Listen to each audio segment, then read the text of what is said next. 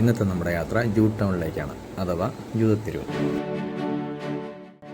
Mattancherry palace മുതൽ പരദേശി synagogue വരെയുള്ള സ്ട്രീറ്റിനെയാണ് jute town എന്ന് പറയുന്നത്, അഥവാ ജൂതത്തെരുവ്. ജൂത കാലഘട്ടത്തിൻ്റെ സംസ്കാരവും ചരിത്രവും നിറഞ്ഞു നിൽക്കുന്ന ഈ ഒരു ടൂറിസ്റ്റ് സ്പോട്ട് കൂടെയാണ് ജൂട്ട് ടൗൺ.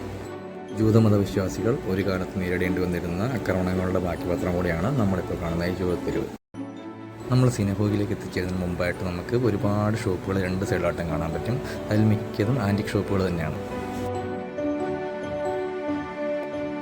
അങ്ങനെ നമ്മൾ നടന്ന അവസാനം സിനഗോഗിൽ എത്തിച്ചേരും. ഇതാണ് കൊച്ചിൻ പരദേശി സിനഗോഗ്. ഏകദേശം 450 വർഷം പഴക്കമുള്ള ദേവാലയമാണിത്. 10 രൂപയാണ് നമുക്ക് എൻട്രൻസ് ഫീസ് വരുന്നത്. പ്രവേശന കവാടത്തിൽ തന്നെ നമുക്ക് 2 തൂണുകൾ കാണാൻ സാധിക്കും. ഇത് സോളമൻ്റെ ക്ഷേത്രത്തിലെ തൂണുകളുടെ പ്രതീകത്തെയാണ് സൂചിപ്പിക്കുന്നത്.